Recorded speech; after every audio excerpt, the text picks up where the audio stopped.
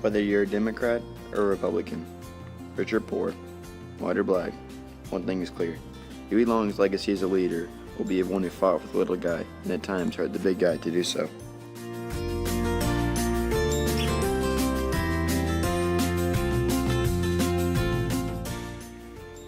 Huey Long is a deceased former governor and senator of the state of Louisiana.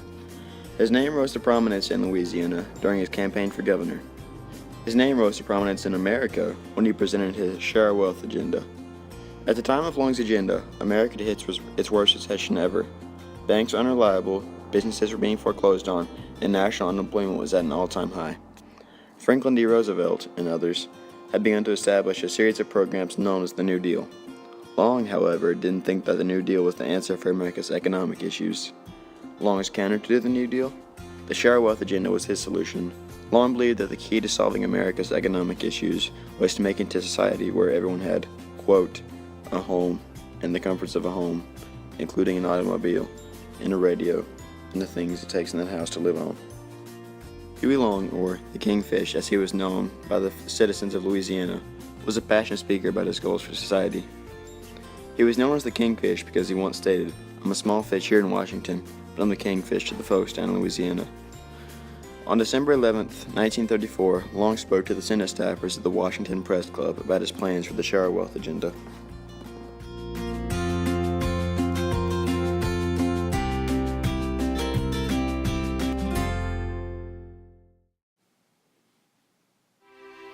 According to the tables which we have assembled, it is our estimate that 4% of the American people own 85% of the wealth of America, and that over 70% of the people of America don't own enough to pay the debts that they owe.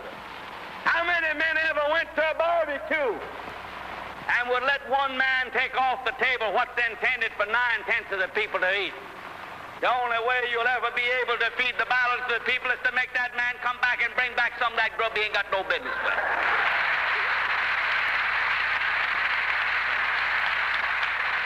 Now, how are you going to feed the balance of the people?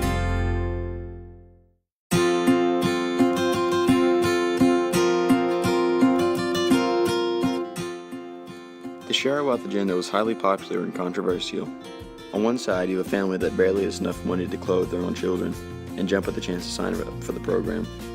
Then, on the other side, you have a man who's never known a life of poverty, a man who's been considerably wealthy throughout their lifetime. The agenda proposed a system in which there were several programs for citizens affected by the recession, including guaranteeing every family an annual income of $2,000, free college education, vocational training, etc. This led to an outpour of support for Long and his movement. People all over the country, white, black, poor, middle class, citizens all over the country were soon jumping out to sign for the program. This drastically affected the political landscape of the United States.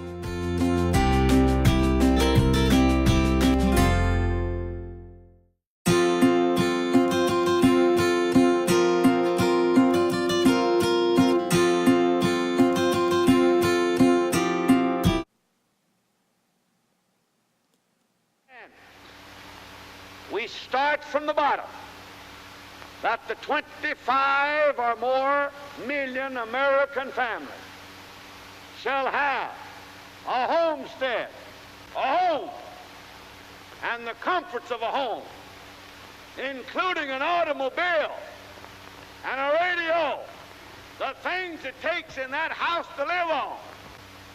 We say to America, 125 million, none shall be too big, none shall be too poor, none shall work too much, none shall be idle.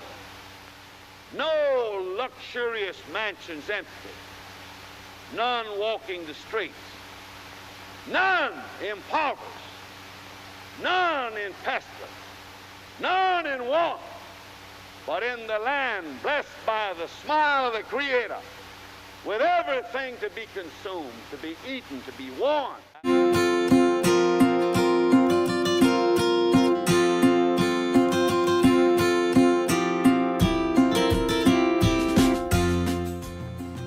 I mentioned how a lot of people loved and respected Long, right? Well, as many people as there were who loved him, there were still quite a few that didn't like him either.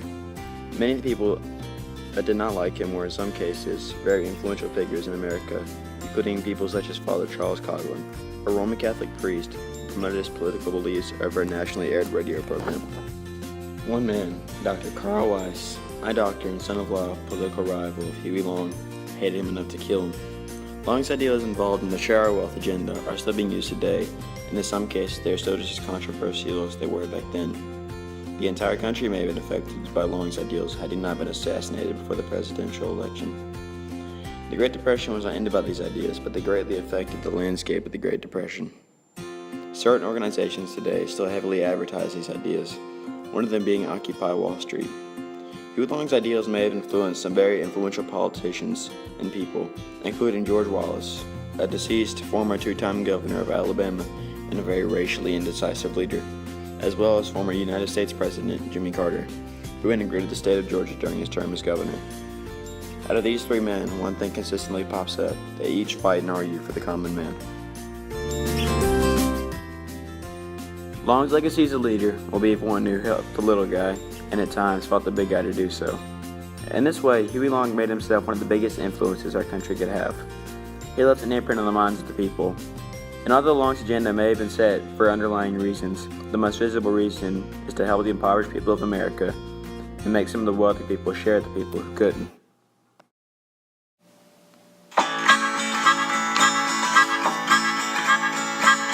Farmer's got to go to work from sun up to sundown. Then he's got to load 'em up and get his crop to town. He's alright, he's got a brand new road he's driving on. He can thank God and Huey Long. Junior's got to go to school to learn to read and write. Daddy only had a slate to get his letters right. Junior's got a school book that can teach him right from wrong. He can thank God and Huey